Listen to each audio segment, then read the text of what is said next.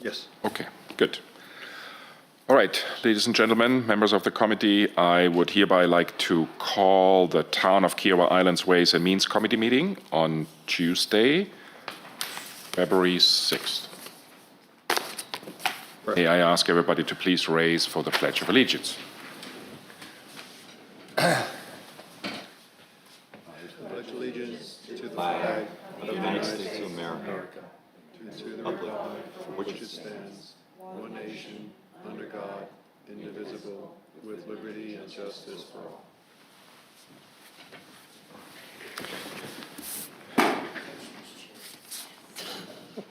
All right, Petra, if you would please do the roll call.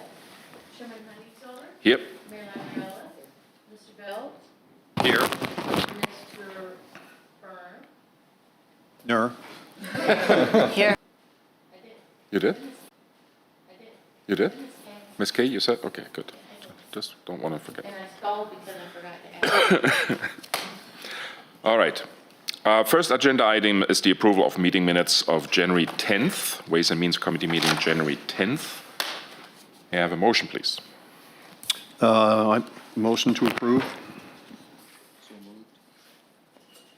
Okay, Second. good. Any discussion, any comments? I just changes? have a typo, or I shouldn't say typo, an omission or a piece of clarification. On the first page, the very last sentence, it references the contract was terminated. I would just suggest putting in after that, by the sheriff. The only question I guess I would have, and I would ask for others' recollection as well, is with regard to the discussion of the CCSO off-duty contract. We did discuss at some point during the day potentially increasing the hourly rate, but I don't recall whether that was in the Ways and Means Committee or the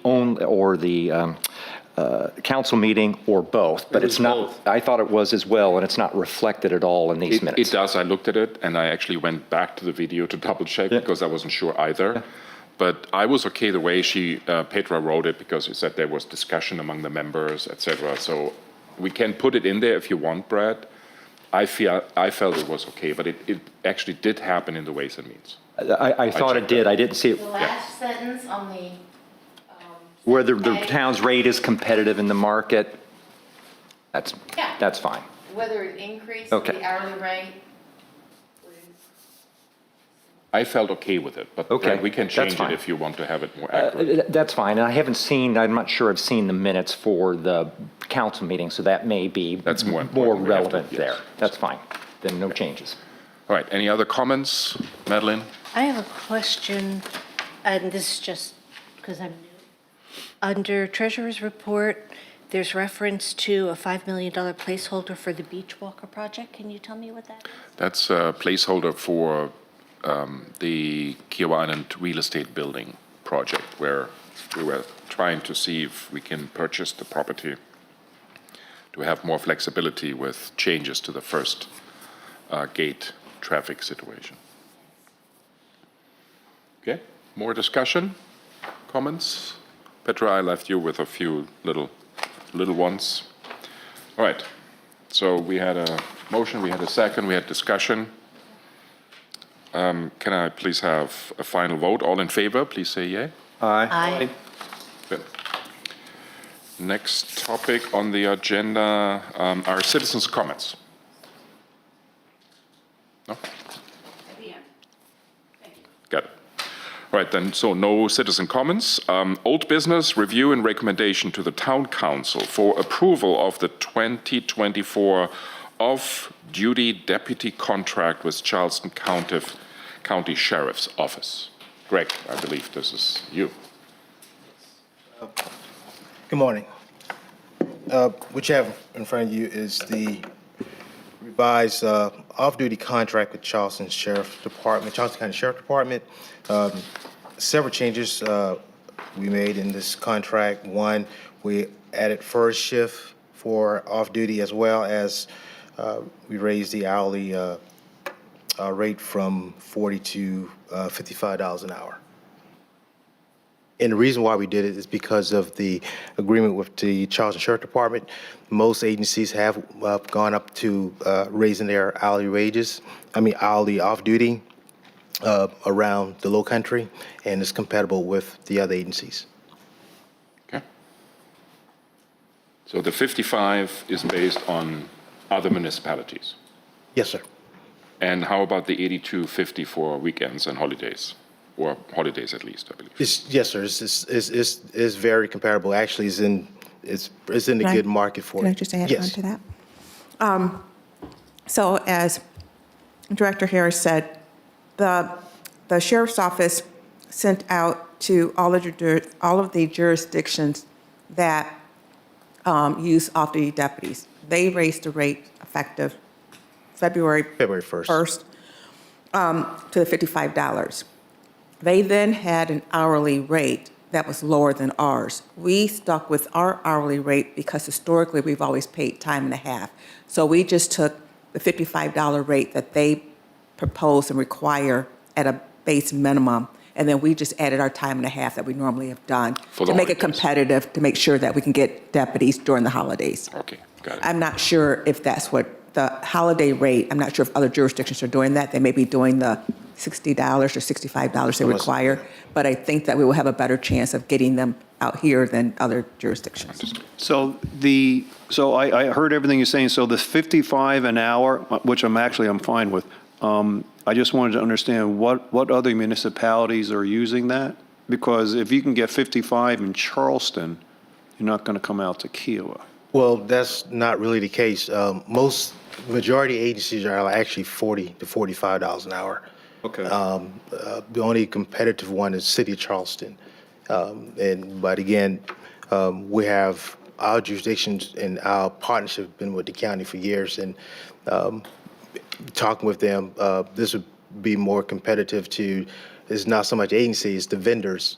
Most vendors are actually only charging like $40, $45, $50 an hour, to the point that the sheriff had to put out a letter to help raise the hourly rate to get the deputies to work these off duties. That's why we went on and added more so that we can get the deputies out there. Okay, and we can always adjust this if need be in the future, but I'm all for, I think we have to attract the people Correct. out here, and if Correct. it's going to be. And so a follow-up question to that I would have is, do we know which other municipalities in Charleston County contract for off-duty deputies with the CCSO and what they pay? Are we at the top of, or are we in the middle of, or just at? So, and that's a good question. And I always tell people that Keel Island is like the main off-duty source. When you look at City of Charleston, Mount Pleasant, North Charleston, they have their own city. So the vendors in those cities are going to use the actual agency that's in that area. Keel Island is one and known that really have a ongoing relationship with the county and one of their main source for off-duty.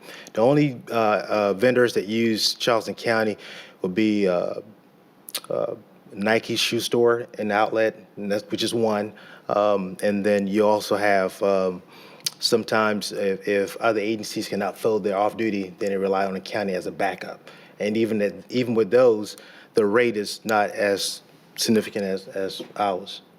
Okay, so what you're saying is we don't have to worry about Charleston City of Charleston, or Correct. North Charleston, or Mount Pleasant, because for off-duty purposes, they're using their own Correct. off-duty officers. Correct. So we are not really competing with them. Correct. We do compete with other municipalities in Charleston County, but nobody is offering $55 an hour. Not at this rate. Well, Again, Well, nobody we only else. have one. It's just City of Charleston. That's the only one. But that's just an area. But I said that's just an earlier, my agency. understanding now is that they don't use, or only in exceptional cases, they Right, would use exactly. Charleston County Correct. police officers. and let me Correct. just chime in. The rate that the sheriff's office put in place February 1st, anyone that wants to use off-duty deputies, they have to pay that rate. So it's I not like. understand- I understand that. Yeah. So the only one that I know of that has a contract like we do is the town of James Island, because the town of James Island have took our contract when we were doing it, and they put it in place. They're the only ones that I know. Now, Director Harris may know this. I'm not sure what their current rate is, because they were going based on our contracts historically. Now, since she has raised it, they, at a minimum, are paying the $55. I don't know if they're paying anything over and above that amount. I know that, as an example, IOP have their own police department, but during the summer months, when they need help with beach traffic, they don't actually have a contract, but they may just go into a portal and then request deputies or whomever, it could be a city of Charleston, whoever applies, and then they would pay whatever that rate is. And that rate could be at a minimum $55, I would imagine. And in Portal, Stephanie, can you say, we'll pay 65, or is it just the rate set in there? Now, he would have to answer that, because he's done the portal before, so I don't know how the portal. If in the portals, can you declare the rate that you want to pay? So like, if you go in the portal and the sheriff, you put in there that we want to pay $50, can you do that even though you may not have a lot of people apply, but can you do that even though the sheriff's office is saying at a minimum is 55? No, I'm Or can actually you do saying the other 60? way. Well, no, it's just an example. Yeah. Either way, can you go 60 or 65? Correct. Yeah, And- you can set it in the portal, yes. Because I think I just heard, Stephanie, you say that the minimum rate is 55. That's For the sheriff's office. So that means we're not paying above, That's that's her price. We're paying the holiday pay over what they require. but just the- holiday. Just the So holiday, but for not, tonight, let's say tomorrow or whatever, we're still only paying we're 55, paying, which is higher than what we were from our I know, previous. but it's the going rate for the county. That's correct. Yes. So we're still going to have the challenge of attracting people out here. Let me I- add yeah, I this wouldn't to it, think so. because this is the reason why they came up with 55. And I can tell you right now, speaking with several contractors such as Isle of Palm and other entities, they are trying to figure out how they're going to actually pay them for this, because it's actually pretty steep. Well, I know, but if it's a set minimum by the sheriff, then everybody is going to have to pay the 55. My concern is I don't really Well- care about Isle of Palm. I'm concerned about us having adequate coverage. So if you remember last year, we all was involved in this IGA after what happened at Isle of Palm. So if Sheriff Department does not sign for Isle of Palm, they can actually get City of Charleston, the other agencies, to actually fill those off-duty requirement per state. No, I understand all that. So even if What- they can, what- I guess, and even if they can't afford it to pay No, the but that's- sheriff. What I can point. do, Mr. Berner, I think what we can probably say is that the rate that the sheriff's office picked is a competitive rate. I would say let us, with this new rate structure, let us maybe go through a couple of months to even see if we're going to have a problem, because we may not have a problem with this I'm new fine rate. with- I'm fine And with then that. if we do, we can always can come go back and say, we need to bump up the price a little bit. But I just, for my own understanding, I wanted to understand, I was thinking that the 55 an hour was a higher rate that we were paying, but it's not. It's a county-wide rate, so Correct. we're still, so I just Yeah, wanted to get that straight in my that's head. correct. What we're obviously trying to solve for is the decline in availability of Correct. off-duty deputies. Correct. What we haven't known heretofore is how much of that is attributable to the overall decline in the force. Right. And one of the And then how things- much is attributable to money. Yeah. And one of the things that I would like to also point out, and just as a reminder, that we do, that if somebody was in the portal and they're getting paid, say, $55 an hour, just keep in mind that they're 1099. We're W-2. So when our guys and gals are working for us, we're also paying into their retirement. So we're really paying above $55 an hour. We're paying into their Okay. retirement. Yeah. So we are Not paying. cash, but in I understand. Yeah. So we are That's still. helpful. Yeah, so we are still a little bit, we are understand. providing a better incentive for them to come out here, because we are paying for that additional. So let's revisit this in 2 months Yeah. and see how so somebody's going to have to keep tabs of our. We do, so because they're our employee, or they're not our employees, they're sheriff's that's right. employees, but because we pay them like a W-2, they have to clock in. So we have track of who is signing up for first, second, and third shifts, and Great, if we're seeing okay. gaps. So we can figure that We out have that somewhat. information monthly. All right, so we had Okay, already, What's the basis of overtime? What's the calculus for overtime? Is it 8 and 80, 40? Who and how computes overtime? 80 hours, 80 hours. 80 hours, and Who's it's com- time and a half. 80 hours and time and a half. And that's coordinated with the sheriff's office in terms of how many hours they're logging in. So they pretty much clock in on their own. Once they assign or once they unschedule, they do it on their own. They use our time clocks. It's not really, so coordinate with the sheriff's office. So the sheriff's office, through our coordinator, established a schedule. That coordinator may know that if they're only able to get certain people to keep working, they're going to know that that person eventually is going to do overtime, and they know that they will get that time and a half. So the schedule is set by the sheriff's office through the coordinator that we have. So there are times that they may know that a deputy, we've had that in the past where a certain deputy was working a lot and had overtime. So they are aware of that. We can have this discussion about $55, $40. We just raised the floor, but everybody's raised the floor, so I'm not certain that anything's going to change. But we should do this. I mean, we clearly should do this. But if we really want to get back to an inducement, I think, part of the inducement is the benefit side. The possible other inducement could be, some additional computation on overtime in terms of an incentive. But be that as it may, but all we've done is raise the floor. Unless they're going to pay more relative to recruitment, increase the supply. It's the same population, it's the same pool of deputies, it's the same. They've just gotten a nice And I would say chunk of that- change increase. Yeah, we didn't necessarily raise the floor, but she raised the floor, we just followed No, suit. that's what I'm saying. Yeah. okay, so since Do we know I'm sorry, do we know what recruitment efforts they're doing? With Eric, we knew that the county EMS and others were really doing something relative to paying more money for EMS techs. Do we know? I don't know what their efforts are. I know that they went through the county to try to get more money for the deputies, and I know that they have received some more money, and they've done salary adjustments for deputies. In terms of who's receiving that salary adjustment, I don't know. Within their ranks, I don't know who's getting Wait it. and see. All right, so we already had a lot of discussion, which did not really follow the procedure, but that's okay. Can I then please have a motion? Move approval of the contract. Second. All right. Any further discussion? Everybody okay? Good. All in favor? Aye. Aye. Okay. Just one last comment, Greg, which was also the reason why I watched again the video from last time. We clearly said that we want to have some data that shows the different municipalities and what they are paying. So when you come back with this in 3 months, you please give us, or in 2 months, I think we said 2 months or 3 months? Anyway, so when you come back in latest 3 months, please present to us 2 spreadsheets, okay? One spreadsheet talks about, the comparison in terms of number of off-duty officers, their days, their hours spent, et cetera, so that we have a backwards-oriented comparison and can see if we have been able to attract more officers with these fees compared to the last 2 years or not, and if they work more hours, et cetera.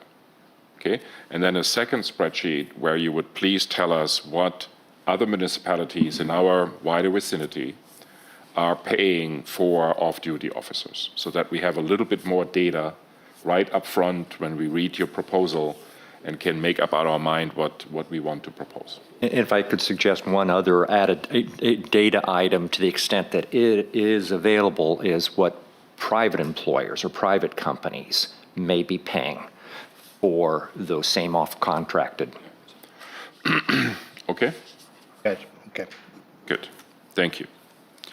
Moving on to new business, review and recommendation to Town Council for approval of the Barrier Island Ocean Rescue Contract Amendment for short-term rental code enforcement services. Yes. Greg, that's you again? Okay. Yes, sir. And I would like to remind everybody that after Greg has given his spiel, that we please follow the motion and then discussion, okay? Okay. So basically, in this contract, we just asking to utilize the option as we already approved from last year, option one, which is a one-year contract commencing from February 14th, 2024, with the option to renew for two one-year extension of the contract. So basically, all we asking, everything's still the same, nothing have changed. We just ask for approval to utilize the one-year extension for the contract. Okay. Can I have a motion to approve, please? So moved. Second? Discussion.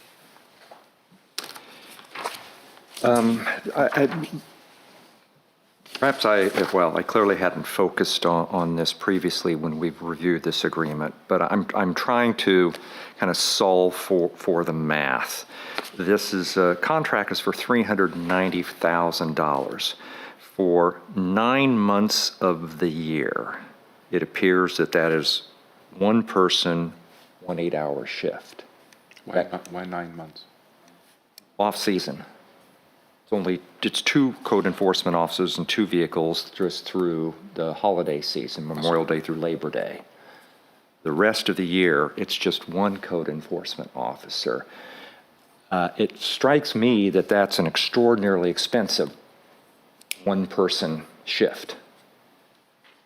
And I'm trying to figure out how that would be basically effectively, probably about $150,000 a year for that one person, or more than that, actually. Seems like an expensive shift. Before Sas comes and explain, but you remember last year we did talked about that, and I think the last time we even had an increase was about 2-3 years ago. But Sas can explain to you the dynamics between doing the busy season versus the off season, and how many people are staff. Morning. So the question is, why does it cost that much? Well, if you break it down, the total, if you just say 3 people over the course of the full year, if there were 3 people working over the course of the full year, that would still be $130,000 each. But they're not. If that was all going towards salary, it would, but we provide everything as turnkey. That's vehicles, insurance, uniforms, training. But that's still $130,000 per person, but it's actually a lot more than that because for 9 months of the year, we're only getting 1 person. So I should have gone the math, but that's probably at a rate of about $175,000 or more for that 1 person, or more than that, for the 9 months. And that seems, even salary and the vehicle, just seems like an awful lot. I understand what you're saying. We did go through this last year when we raised the price from the 2019 price to last year's rate, which is the same as this year. We have not gone up or changed anything. Josh, if I could just interrupt, we went through this with John Moffett, and you guys met, and he made a presentation here. Is that memorialized? Is that in writing somewhere? I remember all of those numbers, and I remember reading something from John, but I don't have it. That could help answer some of the questions. I have the same presentation from last year. Yes, Pardon sir. me? I do have the same presentation from last year. It took me a little while to pull it all up and No, pull I it together. understand.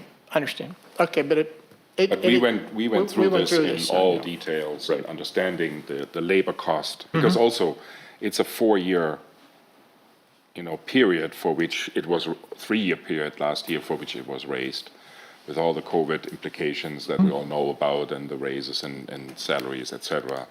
And To bounce off the discussion you were just having, we are 100% coverage. We have no downshifts. It is every night of the year, there is somebody here, and you have to pay what it costs to get somebody to work that much. I just have a clarification, please. I understand your point entirely, and I didn't read it that way, so I just want clarification, because when I'm looking at the agreement itself under schedule, I just want to show you where I am, Brad. Yeah. On this document Yep, here. that's exactly what Okay. yeah.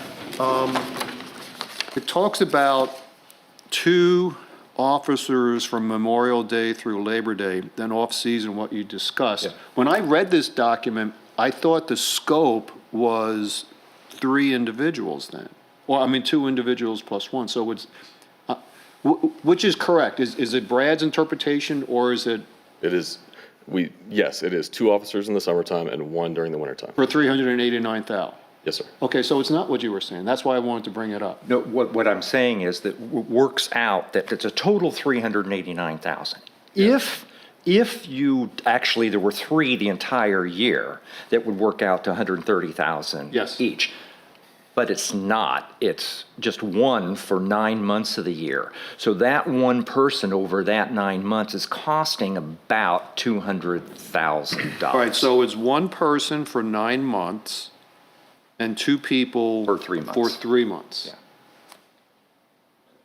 So that's, and I'm just saying that, and I get all the issues you're saying. It just still seems to me that for basically 1 8-hour shift, 7 days a week, that for 9 months at a cost of about, I need to go kind of more finely do the math, about 200,000, that seems pretty expensive labor. And So what I wanted to follow up, because to assist in what you're discussing, so again, it's 1 person for 9 months plus 2 people for 3, so it's basically 1.25 people at $390,000. 1.25 people. yeah, That does sound high. yeah. It's a lot. Stosh, I think to answer the fellow, you have to get that presentation, if you can recall all that you'd had, went over with John, and kind of bring this all back up. You know, we crossed this bridge and we went through it in a lot of detail. It's kind of unfair to quiz you on it right now when you're just asking for a renewal. So if they wanted, if you want, he'd have to come back or something like that, but. It should take me, before the end of the meeting, I can probably figure it out. And again, it may be the right number, it just seems.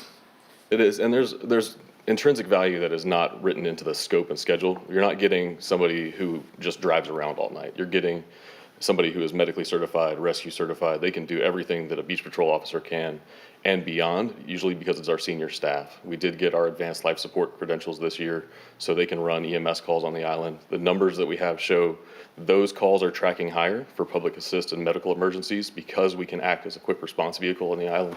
So there's things that we do beyond drive around and look for bikes outside and towels on railings, things like that. It's just sort of a value add. then it's ultimately a trade-off issue. But certainly the Memorial Day through Labor Day, understand that. But for that money, can the town actually have somebody full-time to do that shift, hire somebody to do that shift at a substantially lower cost? I just posed that question. Good question. Okay, so I do remember, as the mayor said, that we went through the details of the calculation. Yes, sir. To some degree. I mean, we are not trying to infringe on your, internal calculations, but anyway, and it made sense for me at the time, but if you could pull that up prior to the town council meeting, because I think this is an agenda item on today's town council, and share that during the town council with us so that we have a recollection and can maybe have a little bit more Yes, sir. fundamental discussion about that. I can do that. Would everybody be okay with that? Yes. So we approve and then have a little bit more deeper dive during the town council meeting. Okay, very well. So we had a first, we had a second, we had discussion. Any more commentary? No? Okay. Then, all in favor? Aye. Aye. Aye. Okay, very good. Chairman's report, I have no additional comments. Treasurer's report.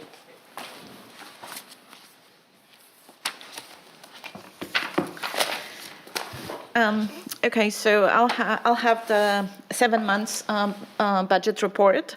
And as a reminder, we just had last month, we just amended our budget to account for those estimates that are different from the original budget. So there's really not a lot of discrepancy to report today because whatever was over or under the budget, we took care of through the amendment that is going to be approved today through the second reading at the town council meeting. But anyway, for the first 7 months, our revenues were about 8.2 million. And this is a little higher than they were last year through those 7 months. And mostly it's because of the interest revenue and the building permits revenue. And it's the building permits revenue from special projects and also building from just regular permits. Next month, we're gonna start the budget discussion. We're gonna start with the revenues. So we'll have a little deeper look into that. Compare the number of permits issued, compare the score, the valuation cost. So we'll look into it a little more next month.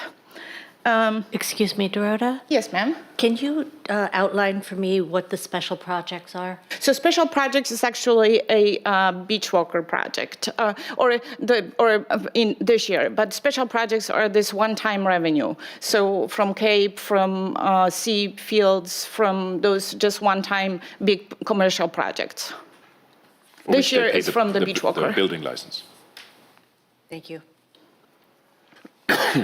Okay, so Dorota, you're saying, so next month, we should be able to see a little bit of a more seasonal budget comparison.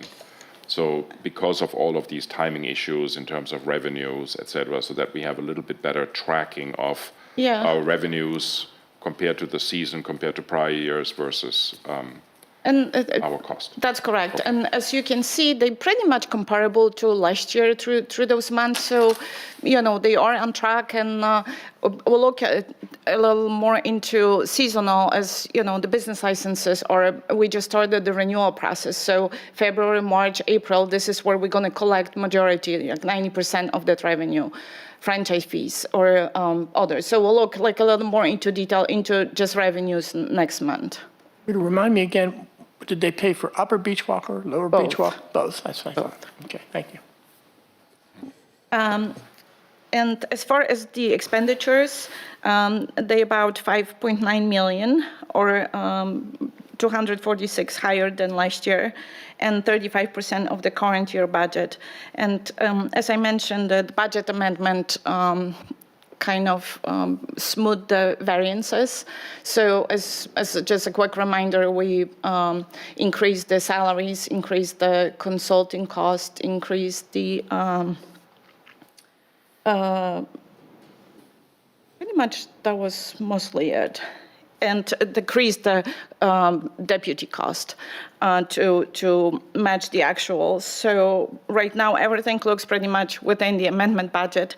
And with the exception, we spent almost $40,000 after the current storm just for the cleanup of that rainstorm. So that's pretty much it. If you have any questions, I'll be happy to answer. Any questions? I'm sure Dorota, you explained this before, I just don't remember. The professional services is 79% of the budget, and I'm just trying to, what was the cause of the significant amount? Legal, so this is legal. Okay. So it's already, we amended it to more accurate number, but when we based our budget pretty much on a contract with our attorney plus 10% for additional. We were, after 6 months, we were way over that amount. Okay. So this is just the legal cost. Got it, okay, thanks. Any more questions? All right. No? Thank you. Thank you very much, Dorota. Next agenda item are citizen comments. Ms. McElwain.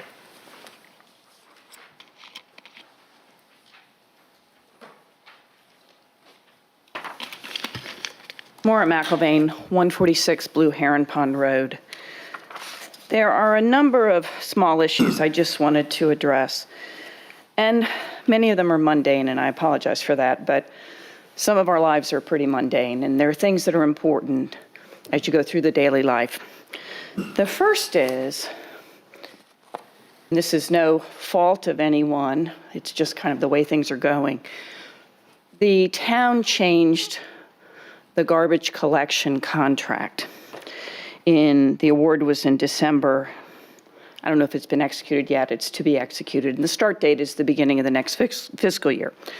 The effect of that, though, and I don't know if any of you have experienced this, is the old contractor who's currently still on job but did not get the new contract seems to be falling down a little bit on garbage and collection services. And I now have a very close relationship with Julie and call, and she always takes care of it if she can. And at one point, she actually had to send out, I think, the town's beach collection truck to come and pick up in my neighborhood, and I don't know how many other neighborhoods. I'm not sure what you could possibly do about that. I don't know if you can terminate their contract early for non-performance. I don't know. I don't know how aware you are of it, so I merely, in part, wanted to make you aware of the fact that there seems to be a little bit of a protest going on in our garbage collection area. So you know that. The second thing is, Petra, could you put up the agenda that's been up here?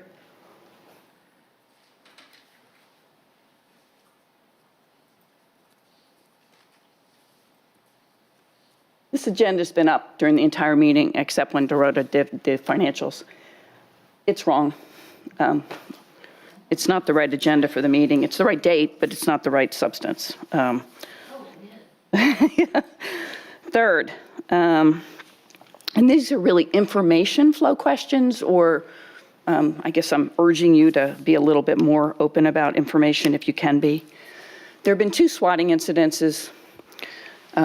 I understand why those can't be published right away, but when residents see cop car after cop car after cop car after cop car racing down Kiowa Island Parkway and not necessarily knowing where they're going, at least the first time, and then there's no announcement, and then you read about it in Reuters or USA Today or something, I think something could go out after the fact just telling people that we're experiencing that on the island. I also understand she's now applied for Secret Service protection, so that would be interesting. So it's really just an information flow request. Could we have a little bit more information on those types of incidents? Similarly, for whatever reason, some goblin in the computer, I don't get the weekly e-blast. I used to for a couple days. Well, I did when I was running as a candidate, but then they stopped again. I'm asking if the e-blast that goes out could actually also appear on the website, because that is a place I go for a lot of information. It's just a request. I don't think it's that hard to repopulate the website with that, but that would also be helpful. Similarly, the information flow on the recent lawsuits, I think, could have been better. As I understand it, the town knew about those a week, 10 days ago, and the fact that they were just published today seems a little, the timing seems a little strange. So again, it's just an information flow request. Could we do a little better on some things? Thank you. Maura, have you talked to our communication manager about the e-blast?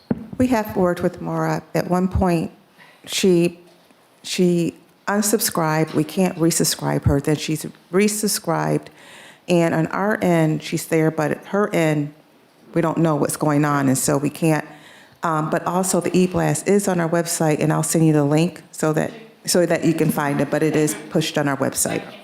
Yeah. But I've heard that before. Yeah, That but people have subscribed, they received it, and then all of a sudden dropped off. Well, no because- explanation. And I, for example, it happened to my wife, so I went through every possible spam folder I could find, and there was well, really we can nothing. tell, because if someone, they say to us, this happened, we go through, we're like, well, it's happened because you accidentally unsubscribed. When you do that and you tell us we can't resubscribe you, you have to do Not the it. case. Well, I'm just saying, Yeah. the other case is that we're showing that it's going through, so then what we will have to do is work with you to say, okay, somehow your computer must be taking it out without even coming through. So if you add us as in your safe list, then it should go through. But what did we that can too. do, I'll look again for Myra's, is I'll look again to see where her name is popped up, and then we can see when it's hitting her mailbox, and then we can call and say, okay, it showed that it hit your mailbox on this date and time. Can you look? And if it's not there, then we say, have you added to the safe list? And if you said yes, then we have to figure out, like, okay, then we don't know what else we can do. But yeah, we'll. But we'll work with Stephanie's her. trying very hard. She has tried very hard, very often to help me. And I do get what I would call the emergency, the real emergency. I get Right. those notices. Because that goes through Code Red. Yeah. So that's why. But then we'll go back, and Shai is there, so we'll look through and work again to see why you're not getting it. Moore does make a good point about communications regarding incidents on the island. Now, I'd be interested in kind of what the thought process was regarding the swatting incidents. I could understand not disclosing exactly what it was, who was involved, but some communication going out when, in fact, there is a significant police presence on the island. Probably would be appreciated by island members. It's not just those two incidents. There was one at the Kiowa Island Club where there was a significant police presence. I don't think there was any announcement about that. Probably should give some consideration to at least some form of communication when we know about it to allay the concerns of our residents. Yeah, we if can, anything else. I think we can, we actually been trying to work to push stuff out faster as we know it, or maybe we've used Code Red at some instances, and I know, again, there's some things that we just don't know. Sometimes we find out about it in IKEA before we find out about it through the sheriff's office, but as I know Director Harris is working, if you can come, I know he's working on trying to work on communications to try to get information pushed out more, so I'll let him address it, but yes, I think that we might be able to do that. Related to that, Craig, I would, I'm just curious if the incidents at the Kiowa Island Club, would we necessarily find out about that? Is it at Cacique Club, or are you talking about? No, it was the other- River Course. River Course Club. But it was a medical emergency. It was a medical. But I'm just. There was one, there was an an altercation as well. altercation. Yeah, there was an altercation. And somebody was arrested. Right. Yeah. But, yeah. I have not heard that. Yeah, but would we find, because it's outside the So- town, would we find out about that? It's not outside the town. It isn't. Yeah, this is a private project zone. that, Yeah, all right, so, yeah, this is a project that's, I know before I even came, my staff is working on, I picked it up, and you're right, it's a act of, it's pretty much confidentiality when it comes to share information, but we're making a lot of great gains, so to address the issue you were talking about as well, so that we can, so when an incident happened on the island, I should be able to get a notification so we can actually send it out. And it's just a process and protocol of getting on the system with Charleston County, not just the sheriff department, but Charleston County Consolidated Dispatch. And I just sent the HEPA agreement to their attorney and our attorney so that they can look it over. Once that's been approved, any incidents that happen around, I should be able to get that contact, get the information out to you guys. The next thing is getting a more accurate system along with what we already have so that when incident occur, you will get that notification, even if it's just, hey, high police presence in the island, stay away from the area, that kind of thing. so do you get alerted? And I'm just curious, because, I agree with what Maura is saying, with using the river course again as an example, do you get notified of an event at the river course? As far as the assault with the sheriff, Yes. no, I did not get that notification. I have to wait until, let's say EMS or fire who's staging, they will let me know. Beach Patrol usually there before most of the individuals, so they'll call me, let me know, then I'll Okay, but make using my. the river course as an example, Right. you just said you don't get that notification. I will not get the law enforcement side. I will get, if it's a medical call, I will get that notification.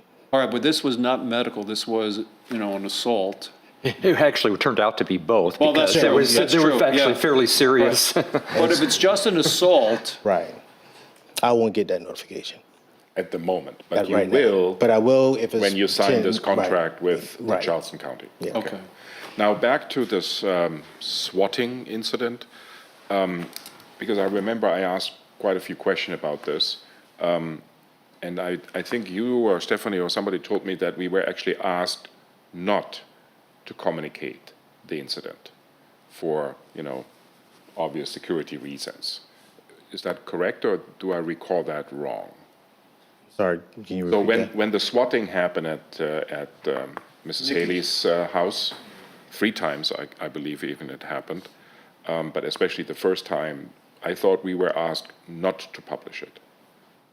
I have to, I can't recall. I think probably so, in an email that you probably sent out So to, the because a email, number yeah. of times when things like this, when things happen to certain dignitaries or candidate Haley, we may be notified either through the FBI or whomever, and they would say to us, do not push this Well, information. that's what I recall. So there's times that we Yeah. know immediately, but we are told not to release information, maybe Okay. for whatever security reasons. And so we rely on them to either release information, or when we feel that we can at least push something out, we'll push something out. But there are times that we're told not to release information. And then the question in those instances, because I think it's a fair point, there may be legitimate law enforcement reasons and public policy reasons not to say what specifically it was, who it was addressed to. But the question then, even then, can we simply put out some generic, and there was a police presence and an incident on the island without being any specific, but that issue has been resolved and there's no further cause for alarm or concern. Yes. But my understanding now, Brad, is that when this legal paperwork is behind us, that we then have the information and then Aaron can push it out. Or I would actually hope that you, We'll still be Greg, able can- to, we can still have push it to, out. right, and we'll still have to work with them because there's still information, if it's detailed, we will not have to, we cannot put out, but to get it real time, far as, you know, a LAR, EMS call, medical call, and if it's a high presence of personnel, we can still put it out there. But there's also an issue of wholly apart from what should be official notification of these through official channels. The island knows about these things pretty quickly, and their shows start showing up on Iakewa. What were all the police cars doing?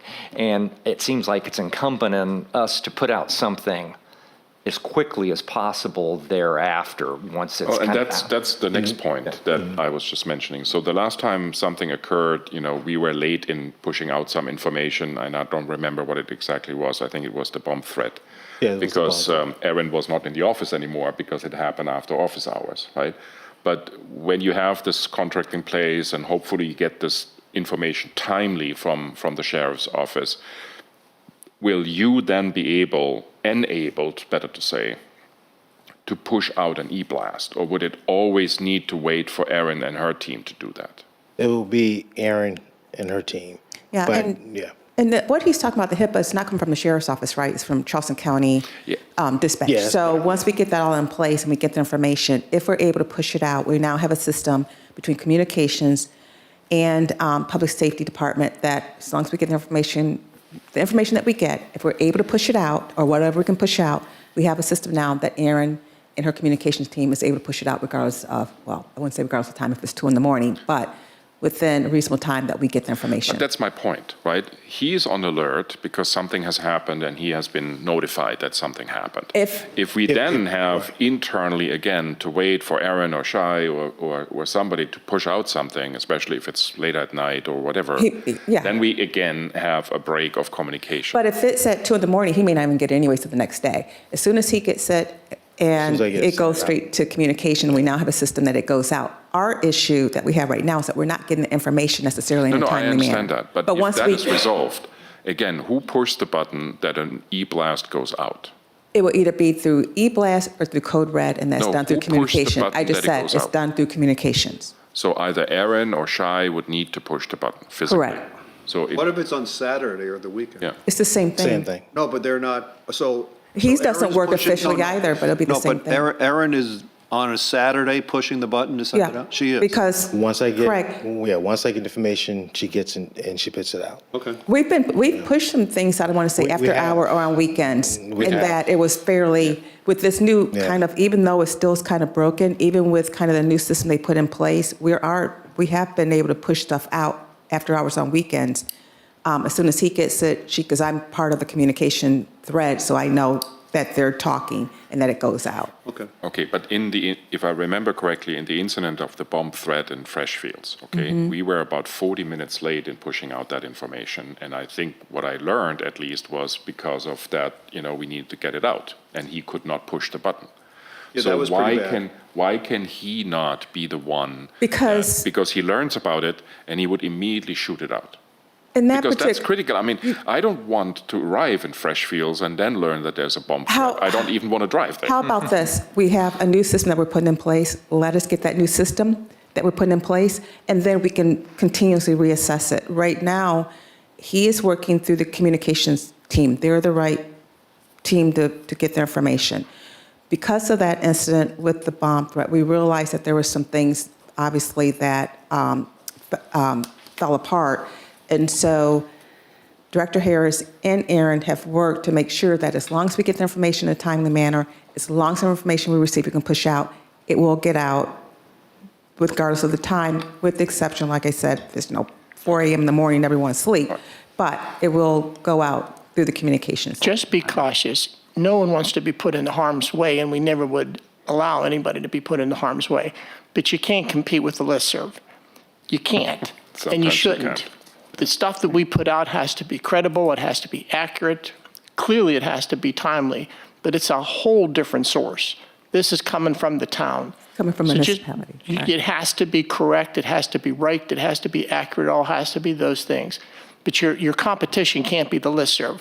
It can't be. And I No, no, also It just want has to to, be I the think that's right, not- it's the right thing to do when you have good information and you have people that know, like Shai and Aaron, and anyway. and I also Don't- want to add that we are looking at going to Everbridge. Everbridge, yeah. Everbridge, just because it is easier to be able to push stuff out in a timely manner, because with Code Red, Aaron has found out that even though we push stuff out, it can still be a 15 to 20-minute delay.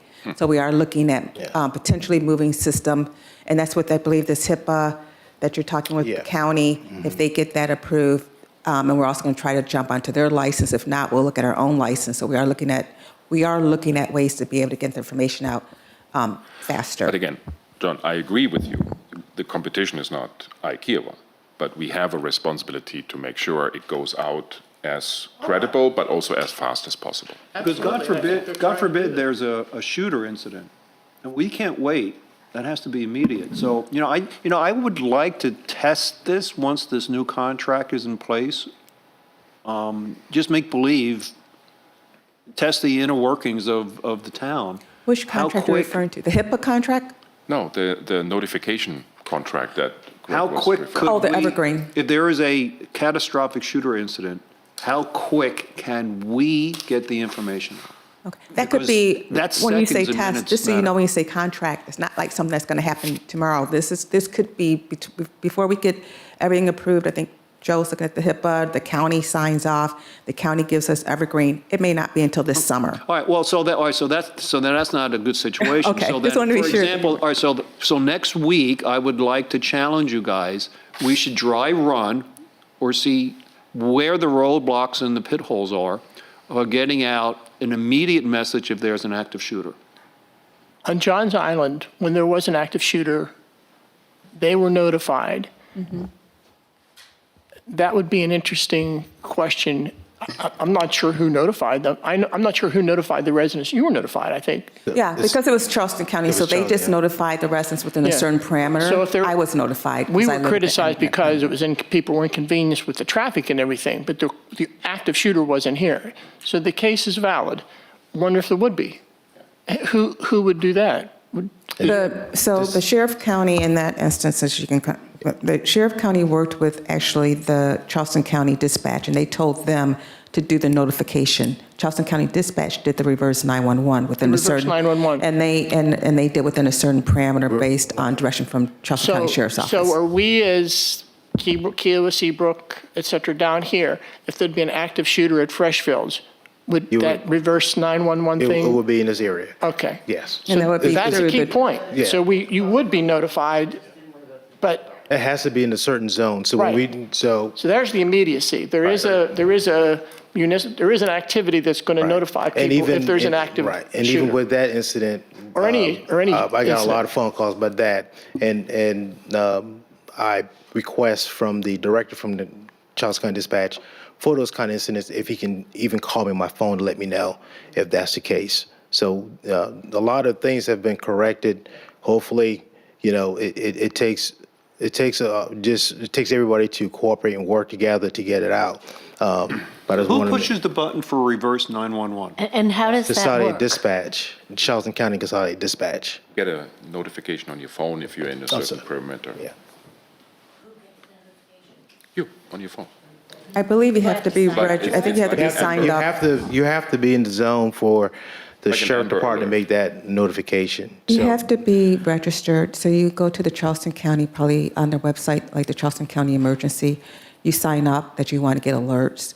So then, if they have to push out any alerts, your number is in their system, and they're the ones, the reverse Charleston 911. County. Charleston County Emergency Management. So Stephanie, what you Website. just said, we should send out an e-blast to the residents saying, make sure you signed up and tell them how to do it. That's We really should something do that. Communications can We put do down. this, We do this occasionally. normally during, Yes. in June, when we push Emergency out preparedness. the Emergency Preparedness Month. Yeah. We Yes. push that information out. We push out we push out that information about, make sure that you're registered with the town's code red, with Charleston County's information system. So we do push that out. You can also register with the state, so we push all that out. So maybe this is what happens, but when not everybody does sign up with CCSO, probably the vast majority of people, but the town, I assume, is signed up. And the question is, once that notification goes out, does the town automatically immediately push out exactly that same information through an e-blast? If there's something that's going on here on Kiowa, well, I mean, if there's an active shooter on Johns Island, well, no, like I live on Johns Island. That's how I was notified, not because I'm an employee here. So the town itself would have never been notified for Johns Island, even if we were registered here, because they only picked a certain parameter, and I happen to live within that parameter. So even if we were registered as a town here, we would have never got Okay. notification. If somebody, if the reverse 911 gets sent down here, Yes, then does, we would push it out. the town would immediately push out exactly that same information? Correct. Okay. But at that point, too, if it's something that's taking place here, hopefully, if they're going to do a reverse 911, I've already known. we would already know. Yeah. So we would be pushing that We already information know. out. right, so I think we have beaten that horse to death. Wonderful, thank you. But I like Councilman Sperner's recommendation, Greg, that you do a little bit of a sandbox game, right? What if this happens? How are we working together with Aaron and Shai, and where are the potential roadblocks? Because there will be even less critical incidences like an active shooter, but there will be incidences where we have an obligation to inform, not necessarily the details, Right. but just saying something happened, we don't know the details yet, but stay away. That's probably that one-liner that we need to push out in the first incident. We will add that to But our make sure tabletop. you have all your ducks in a row, and that we learn from those past, inefficiencies that we discovered, and be better at really shooting it out as soon as you have the confidence, as the mayor said, that information is right, and then we shoot it out. We will actually add that to our tabletop exercise for this upcoming spring. All right. Very good. Any other community citizen comments? No? All right. Can I have a motion to adjourn? Move to adjourn. Second. Thank you.